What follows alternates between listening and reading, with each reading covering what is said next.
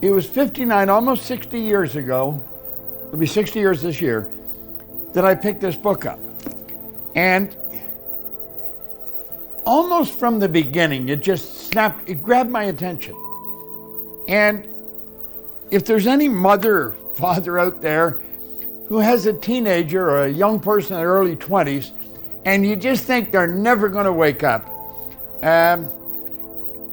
keep believing in them, because my mother kept believing in me. And I gave her all kinds of reason to think that I was never going to straighten out.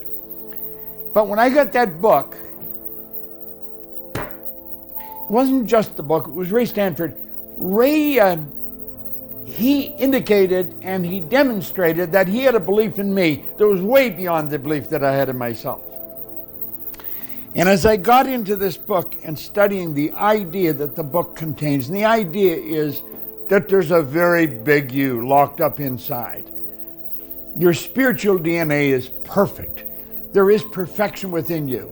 And you are truly God's highest form of creation. And I don't care how much you've messed up in the past, you can change all that. Now, I'm going to be talking today about the laws. And I want to suggest that you study the laws of the universe and then make up your mind you're going to live in harmony with these laws.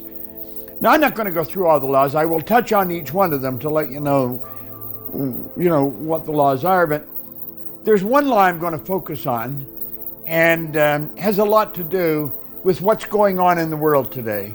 And hopefully it will help you see it from a totally different perspective. It's a matter of thinking. We really must begin to think. I remember working with Earl Nightingale. You may have heard me quote him before, and I've quoted him so often. And he said, if most people said what they were thinking, they would be speechless. Now, when you hear that, just say, well, everybody thinks. Do you know, the God's truth is that hardly anyone does. I want you to think about this. Really think. Don't just take this as some slick line. Dr. Ken McFarland said 2% of the people think, 3% think they think, and he said 95% would rather die than think. Henry Ford said that thinking was the hardest work there is, which is the probable reason so few people engage in it. Most people do not think. Now, if you doubt me, stop and think of some of the people you know. Would they do what they're doing if they were thinking? Would they? I don't think so. Listen to most conversations that are going on. Would they say what they were saying if they were thinking, if they had even the basic understanding of how the mind functions?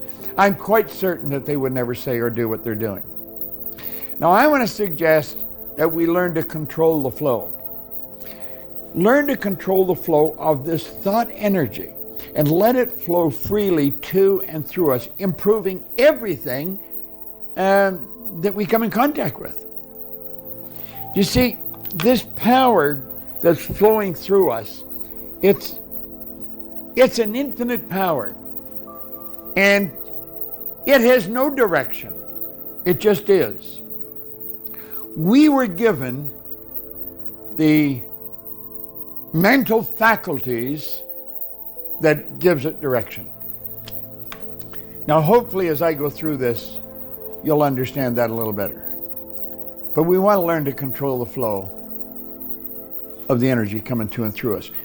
Now, I want you to look at the mind and look at paradigms. Your paradigm is probably a big problem for you. It is for me. The paradigm is that program in our subjective mind that's literally controlling our behavior. And we've got to take control away from it. You see, somebody else made that paradigm. We didn't make it. Somebody else wrote the code for the paradigm that's controlling our life. In some cases, it was previous generations, going right back to your great-grandparents. Now, when you look at how we're living today and stop and think, I remember my great-grandmother and grandfather, Grandpa and Grandma Graham. They were dear old souls. And I was a little kid. I used to go see them. I had all my grandfathers and all my grandmothers were all alive at one time. And, well, I was here. And, And I think it's some of the things that they would be shocked. They would think they hit a different planet if they were alive today. Well, a lot of their thinking is programmed right into our mind. So look at your mind and look at paradigms. Now, no one knows what the mind looks like. There's no one alive, no one has ever seen the mind. All we see is expressions of the mind, the manifestation of the mind. See, mind is movement. Body is a manifestation of that movement. This lectern here, that you can't see because of the slide, it's stuff, it's a thing. But at one time it was nothing but thought energy. This book at one time was nothing but thought energy, and it was transferred into a book. The studio that I'm in at one time was just thought energy, but now it's a studio. Well, I started to study the mind when I get into this. Hill talked about the mind in here, talked about the subconscious mind, and I read all kinds of books on it. But it was like I had ideas all over the place, and I couldn't really understand it. I never understood it until I came across the drawing I'm going to show you here. Val Vanderwall showed me this. He gave me this. He changed my life with this drawing. Now, this is Dr. Truman Fleet, way back 1934, the year I was born. I know you find it hard to believe, but I'd still be alive if I was born in 1934. But that's the year I was born. And Dr. Truman Fleet was very involved in the healing arts and very involved in holistic health. He really understood the spiritual side of our personality and how it becomes the physical side and all that. And he said that the mind is not a thing, mind is an activity, and nobody's ever seen the mind. So he said, one of the great problems we have is we're treating symptoms as if it's the cause of the problem. And we do that in almost everything in our life because we don't really see what's going on inside. So he said, I'm going to draw a picture of the mind. And this is the picture he drew. And then he took the big circle and divided it into two parts. He said that will represent the mind, and the small circle will represent the body. Now, you've probably heard me go through this before, but I've been through this a million times. You cannot go through this too often. If I was looking at you or watching you, if I was communicating with you, I would have your head in two parts, and that would be the mind. Everything from the neck down plus your face would be your body. And I would be studying you very closely. I want to know what's going on inside. If I'm communicating with you, I want to know why you're doing what you're doing. Why would you say that? Why would you do that? Not judging, just trying to understand. How could that be? Why would that happen? And you use this drawing to help you with that. Now, he said, there's the conscious mind, the subconscious, and the body. Now, without question, I said, it's been almost 60 years. This is the most valuable idea in all that time. Alfred Adler said, I'm grateful to the idea that has used me. Well, I'm grateful to this idea. I can assure you I'm grateful to it. Now let's take a look at how it works. And this is very important for this is just the base. This is just helping us understand what it is I want to share with you today. The conscious mind, the subconscious, and the body. Now the conscious mind is your thinking mind. That's the part of you that thinks. You have a faculty in there that can think. And we've got to learn to use this faculty, and most of us don't. We're not taught about it. We're not taught about the faculties of the mind. You see, this is the educated mind. The educated mind is, it's what the school really loads up for us, you see. We've got to fix that slide too. And that's where intellect is resident. And then the subconscious is the emotional mind. Now the emotional mind is, I've just figured out what happened, Scott. You made the slide bigger and that's thrown it all off. Maybe I'll have to take it back to where it was. If you could do that now, because I'm a little leery of what's going to happen with all the font in the future. If you could take the slide back, we made the slide a little bigger in preparing this, and that's what's throwing the fonts off. They go with the slide. At any rate, okay, if you bring that back up. Well, it's not doing it. But at any rate, the subconscious mind is the emotional mind, and the conscious mind gives direction. Now, the subconscious mind has no ability to reject information. It has no ability to reject. It must accept whatever you give to it. It cannot reject. Now, this is an important part. The subconscious mind cannot differentiate between what is real and what's imagined. It cannot differentiate. Scott, I think we're going to have to take the time, and the audience, I'm going to ask you to bear with us, if you would make that slide the way it was right when we started, before we made it larger. And I think as you turn that, if you take that slide back to the way it was, you're going to find the fonts will all fall in place. I'm almost certain. Well, I guess it won't. It's the way it's there. That's okay. Let it go then. All right. Now, let's go here for a moment.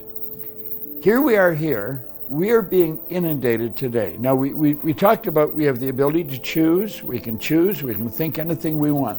We are being inundated today through social media, through other people, Netflix, podcasts. We're being inundated with information. Now, we've got the ability to think. When that information comes into our consciousness, we should ask ourselves, do I really want to spend a lot of time thinking about this? It's terrible information. We get all the statistics of how many people are dying in Sioux Falls, Idaho. Now, should I care about this? Listen, should I ignore it? I should not ignore it, but I should not dwell on it. If there's something going on outside that I cannot control, and it's very destructive and it's very negative, I should not focus on it. Now, that doesn't mean I ignore it, but I'm just not going to focus on it. And when that information comes at us, and it's coming at us constantly, you turn on some news stations and that's all you're going to hear. Oh, that's all you hear, 24 hours a day. I think what we should do is say, get out of here and kick it out of our mind. But we don't. This is what we do. We leave our mind open, and that stuff goes right into our emotional mind. And our subjective mind is taking that in, and it's affecting every cell of our being. Why would we do that? We do it because we're programmed to do it. We're literally programmed to do it. It's our paradigm. How did that happen? Well, close this for a moment. Look over here. Here you are as an infant. Whatever's going on around you goes right into your subconscious mind. Whatever's going on. And that's how the paradigms form. See, the paradigm is a multitude of habits that are fixed in our subconscious mind. And I get the feeling, I do pick up intuitively, a lot of people are saying, well, you just can't ignore, Bob, what's happening in the world. No, you can't, and I'm not ignoring it. But what I'm saying is, all the great leaders all down through history have said we become what we think about. When you get emotionally involved in information like that, and you stay emotionally involved, it causes you physical problems. First, it causes you mental problems, and those mental problems manifest in the physical body. Well, we've been programmed to let the outside world control us. All the great leaders, all down through history, all the religious leaders, they have all told us we should be controlled from inside, but we don't do that. We let the outside control us. And that's rather sad. And that's what the paradigm is. It's a multitude of habits. They're programmed into our subconscious mind that control our habitual behavior. Almost all of our behavior is habitual. So that's sort of sad, but that's the way it is. Now let's think for a moment.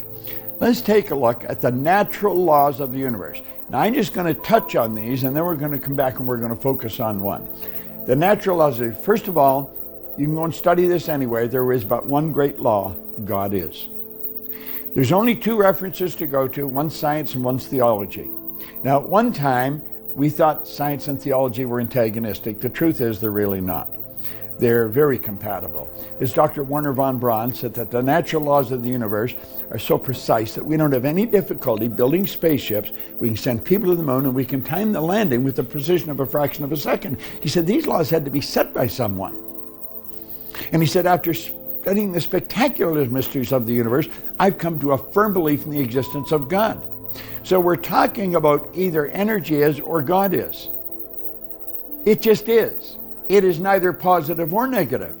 And as it flows into our consciousness, it just is. Now, that is the one great law. Then there's these laws, subsidiary laws, that go along with it.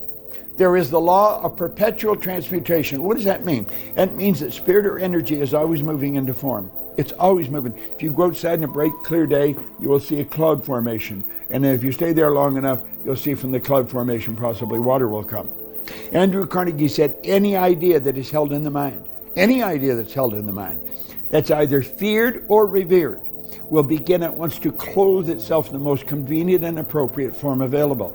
All the great leaders all through history have been complete in agreement that we become what we think about. What are you thinking about? That is what's moving into form in your life. Then we have the laws, the rest of them, the law of relativity. Nothing's big or small except our thinking makes it so. The room I'm in is not large or small, it just is. It's only going to be large or small if I compare it to somebody else. Now there's a coat closet here in the studio. If I were to compare it to the closet where the coats are hung, then this studio part would be very, very big. But if I compare this studio part, let's say, to the ballroom in a hotel, then this would become very small. Everything's relative. Nothing's big or small. Nothing's good or bad except our thinking makes it so.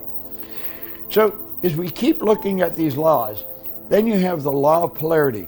Now I'm just going to skip right by that because that's the one we're going to focus on today. We're going to come back to that. You also have the law of rhythm. The law of rhythm, everything's flow, up and down, ebbs and flows. The tide goes out, the tide comes in. The night follows the day. You know, the leaves come on the tree, the leaves fall off the tree. And it's a law of rhythm. You're going to have your biorhythm. You're going to be high and low, intellectually, emotionally, and spiritually. You're going to find days when you're just got all kinds of strength, and there's other days you just sort of feel dragged out. You could be on a low swing. This affects everything in life. The law of rhythm is very real. We want to understand it. Then we have the law of gender. The law of gender decrees that all seeds have a gestation or an incubation period. There's a certain period of time must elapse before the seed moves into form. The law of gender decrees you have to have both male and female to have anything. Both are present in everything and must be for anything to even exist. Now keep thinking. I want you to really think about what I'm saying. We're talking about the law of cause and effect.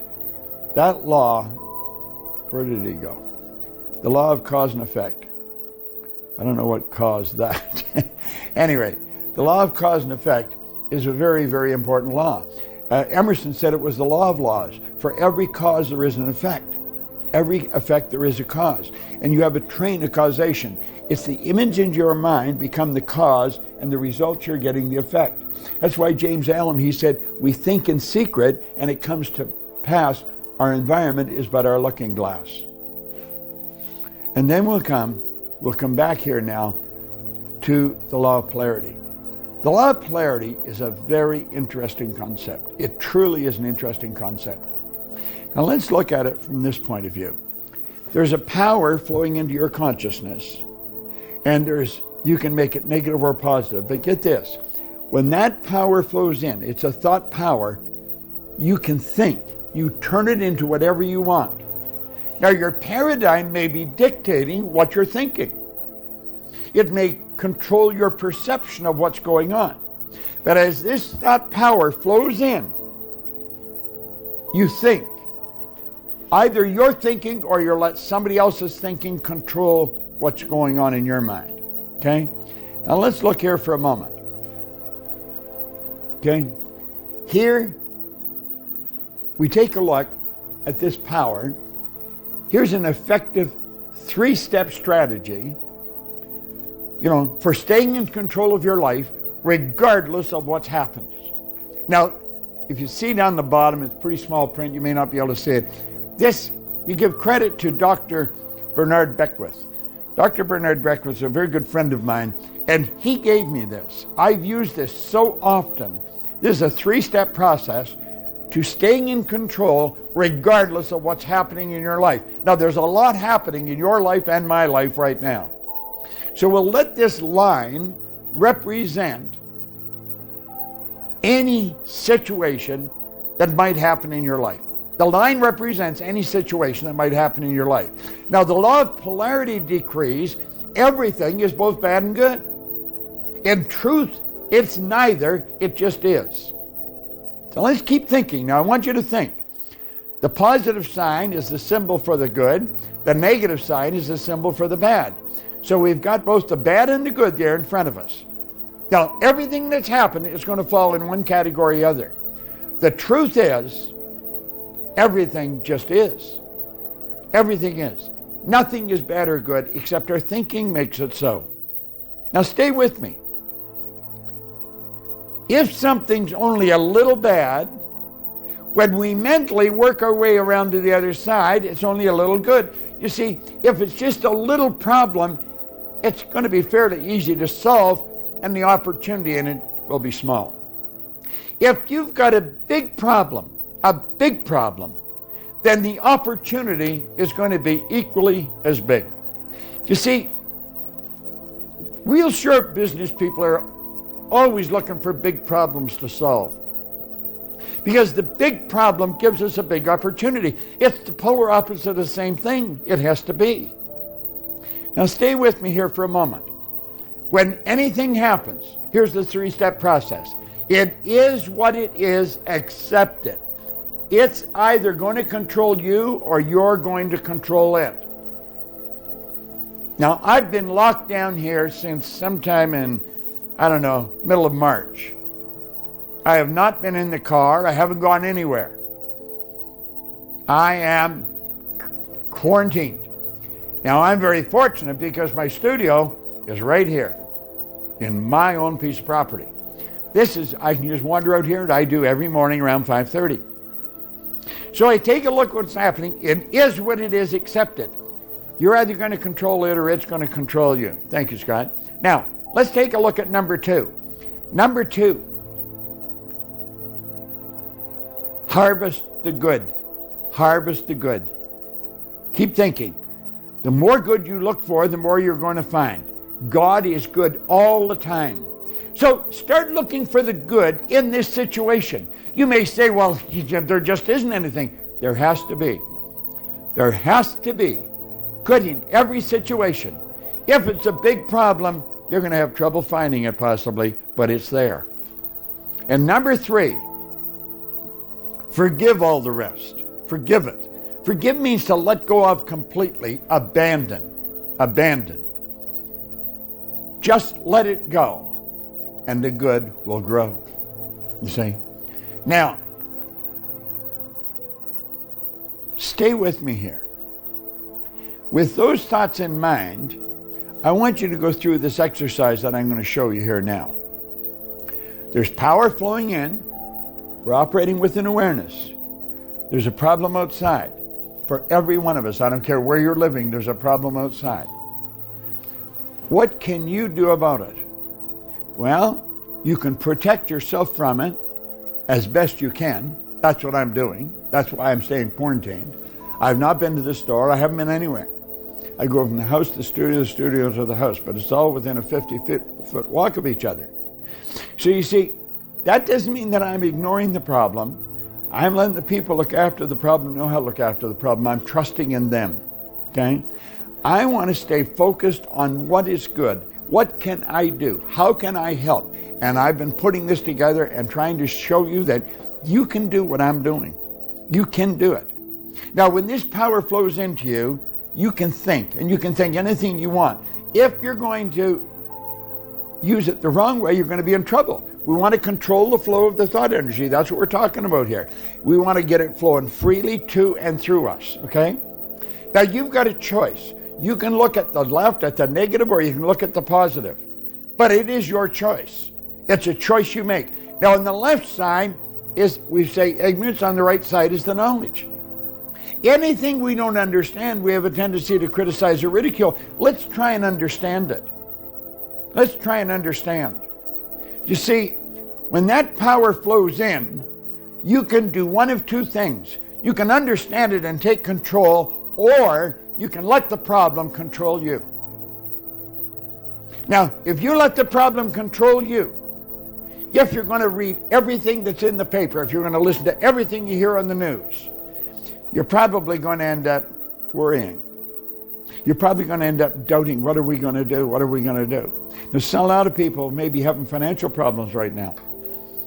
I would imagine most people in restaurants are. You know, a lot of families.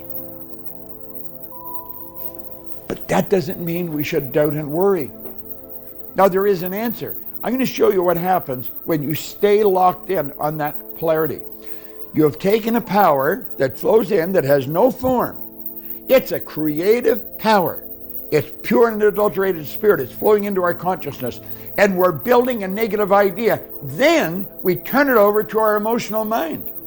What did I say back when we showed you this first? We said the subconscious mind has no ability to reject. It is totally immoral. It'll accept whatever you give. It's like the earth. I love the way Earl Nightingale put it on the Strangest Secret record. He said, you can plant corn, and right beside it, not a 16th of an inch away, you can plant nightshade, a deadly poison. One will grow with just as great an abundance as the other. The earth doesn't care what you plant, but it will grow what you plant. Your subconscious mind doesn't care what you plant, but it will grow what you plant. We have been given the responsibility of looking after ourselves. Now, when you impress worry and doubt on your subconscious mind, you set up an emotional state we refer to as fear. Now, remember, let's follow it. It came into our consciousness, came in, we had a choice, and we're worrying. And we take the worry and we turn it over to subconscious. We impress it upon the subconscious. Whatever's impressed must be expressed. It expresses itself as anxiety. Now, that anxiety is not expressed. We don't talk about it. You know what we do with anxiety? We suppress it. We bottle it up inside. Now, when you bottle anxiety up in this instrument of yours, I'm going to tell you, you're going to have problems in your body. The body is not designed to contain that for any period of time. It just isn't. The suppression then turns to depression. When you keep it locked up, that's where depression comes from.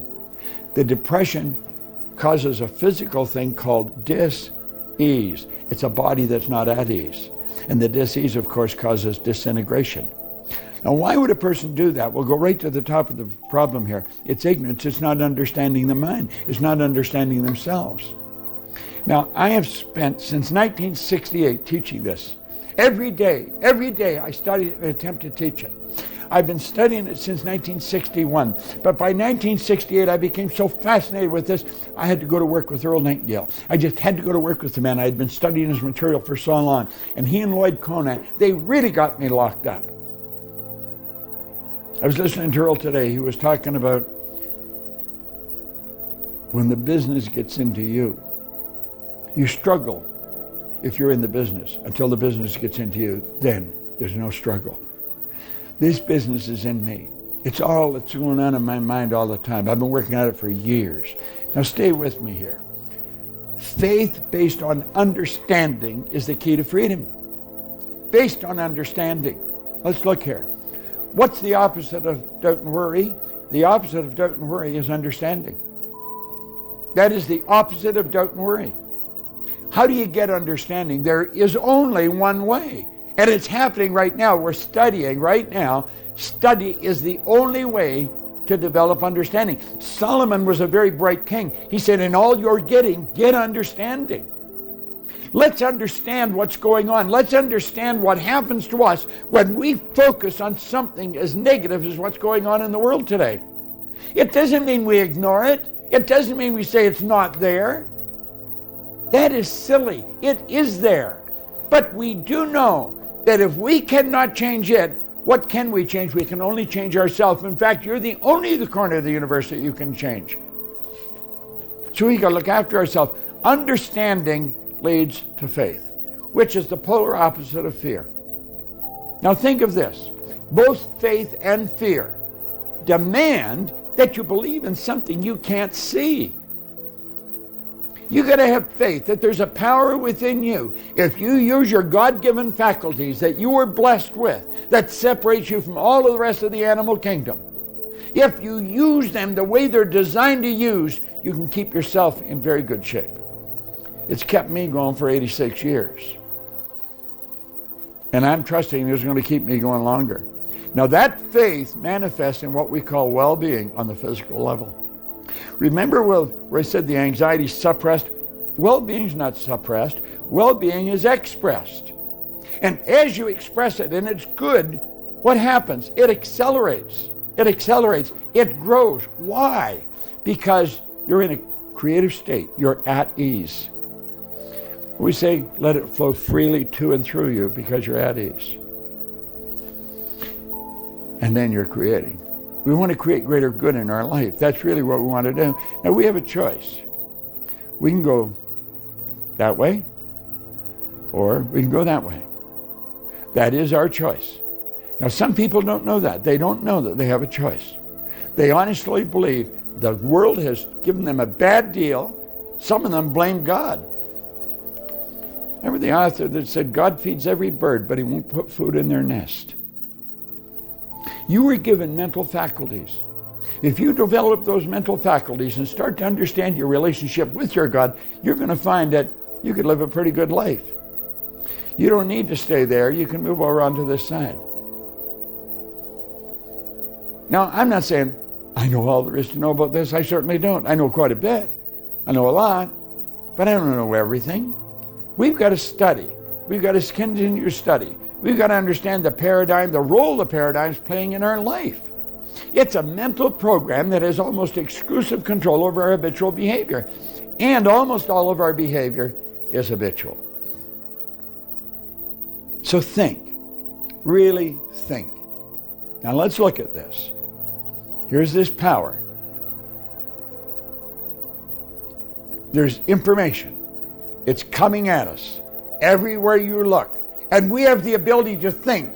Let's say, I do not want to discuss this.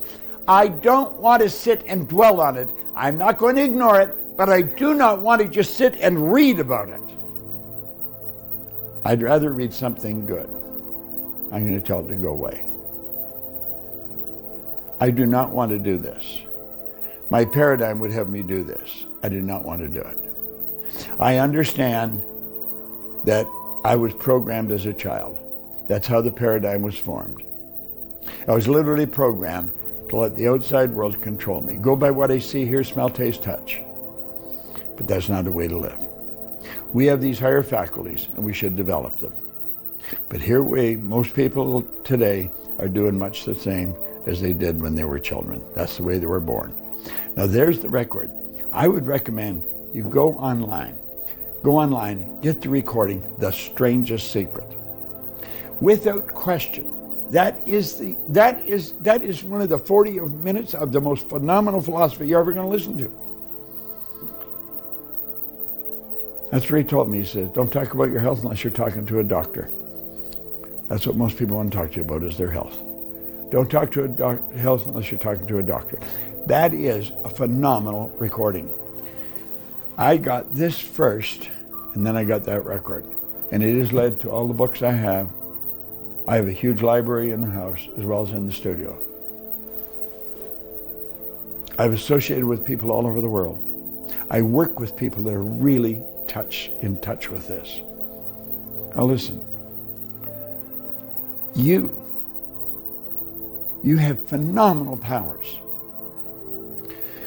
You have the ability to create the life that you really want.